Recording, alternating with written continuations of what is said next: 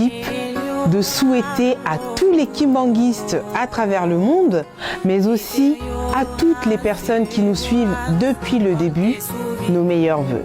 Bienvenue à ce nouveau rendez-vous d'une date, une histoire, votre magazine consacré à l'œuvre et à la mission de Papa Simon Kimbangu, dont la pérennisation passe indubitablement par sa progéniture, donc à ses 3 fils à qui il a su attribuer des rôles bien précis. S'il est établi que la destinée de l'Église était vouée aux Benjamins, la tutelle du sanctuaire, donc Nkamba, au Puiné, il semble pourtant improbable pour beaucoup de cerner la mission dévolue à l'aîné pour perpétuer l'œuvre de l'envoyé spécial.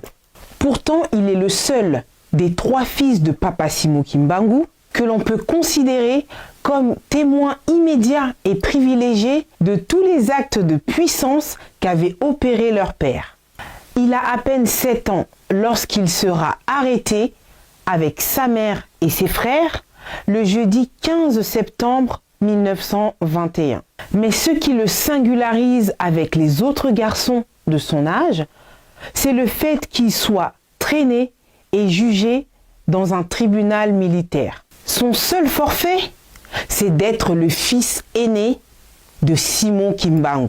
Il jouera plus tard un rôle prépondérant pour l'acquisition de l'indépendance en 1960. Pourtant, ce résistant de première heure fait partie de ce que l'on peut qualifier aujourd'hui des oubliés de la République. Kisolokele Lukelo, le héros oublié, c'est le 15e numéro consacré à un homme d'exception, l'homme à la première personne.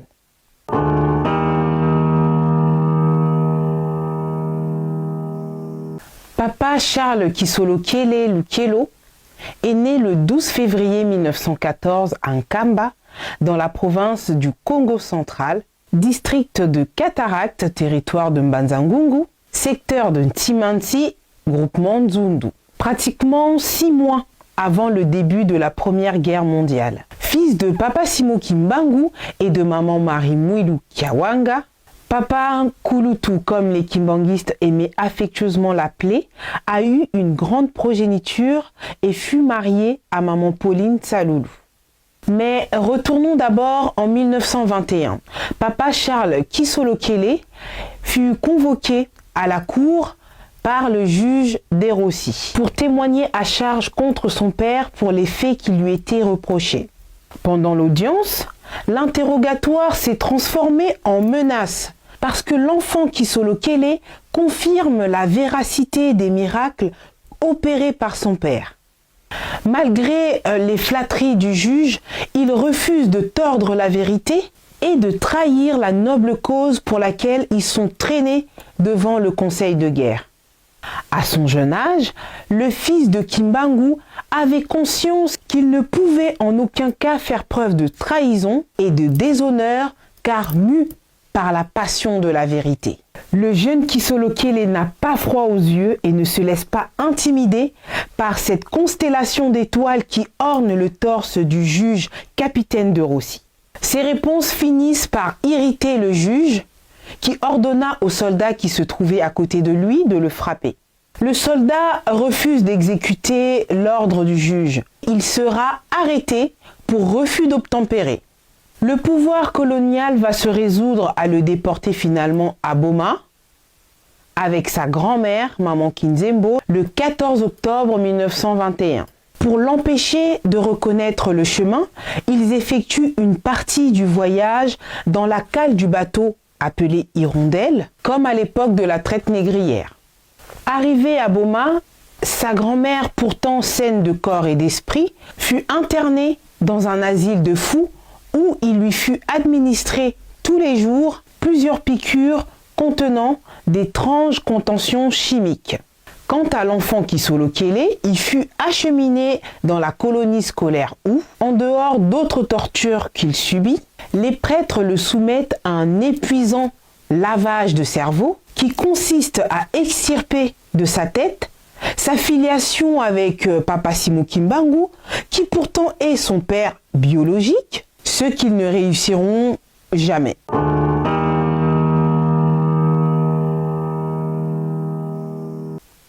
Après avoir obtenu son diplôme, il débute sa vie professionnelle comme enseignant.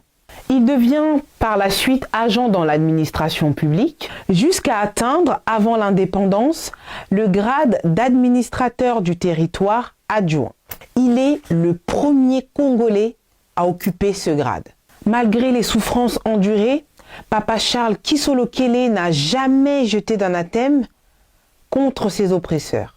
Au contraire, le 10 mai 1940 à Boma, les prêtres sont venus le chercher, lui et son jeune frère, Diangenda, qu'il y avait rejoint quelques années plus tard pour intercéder auprès de leur père afin de sauver la Belgique qui était occupée par les Allemands. Ils intercédèrent à tel point que l'armée allemande avait causé moins de dégâts en Belgique que partout dans toute l'Europe. En 1960, il participe à la table ronde de Bruxelles. Lors des premières élections législatives organisées du 11 au 25 mai 1960, en vue de préparer le pays face à l'indépendance, Papa Charles Kisolokele est élu parlementaire. À cet effet, il est le premier parlementaire congolais à obtenir le plus grand nombre de voix conquises par candidat, 94 500 voix. Son second, un certain Patrice Emery Lumumba, obtient 84 602 voix, soit une différence de 9 898 voix. À l'accession du pays à l'indépendance, il va occuper plusieurs postes ministériels dans des gouvernements successifs. Dans le premier gouvernement de Lumumba, Papa Charles Kisolokele est nommé ministre d'État, membre du Conseil de ministres pour le compte de l'Abaco. Dans la deuxième équipe, c'est-à-dire le premier gouvernement dirigé par Joseph Iléo, il est ministre d'État, toujours membre du Conseil des ministres pour le compte de l'Abaco. Dans la troisième équipe, c'est-à-dire le deuxième gouvernement de Joseph Iléo, il est nommé ministre d'État. Il est absent de la quatrième équipe du gouvernement des commissaires généraux, dirigé par Justin-Marie Bomboko. Dans la cinquième équipe, c'est-à-dire le troisième gouvernement d'Iléo, il est nommé ministre d'État chargé des parastataux, c'est-à-dire le semi-public. Dans la sixième équipe dirigée par le Premier ministre Cyril Adoula, il est ministre du Travail et de la Prévoyance sociale.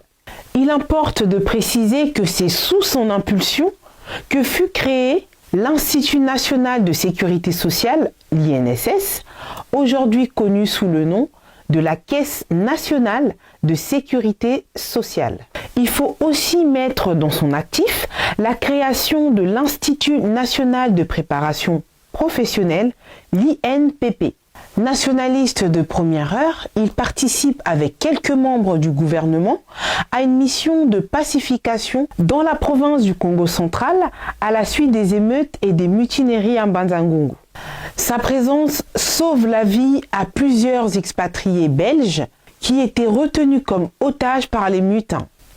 Dans le contexte de l'après-indépendance, il était tout à fait normal d'avoir un interlocuteur pour plaider la cause de Papa Simon Kimbangu et de défendre les intérêts de la nouvelle église naissante, fraîchement sortie des cendres, des brimades, des tueries et des déportations de la part de l'oppresseur. C'est ce que fut et fit Papa Charles Kisolokele.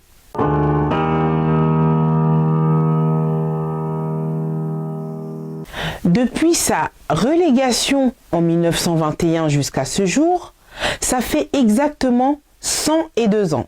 Eu égard à ce qui précède, il serait un devoir de mémoire de réhabiliter ce héros oublié qui, alors enfant, a bravé l'autorité devant le conseil de guerre à Ticheville. Il a refusé de trahir la juste cause de la lutte menée par son père en défendant les valeurs capitales auxquelles aspirait l'homme noir en général et le Congolais en particulier, à savoir la dignité humaine, pour ne citer que celle-là. Permettez-moi de réfléchir à haute voix.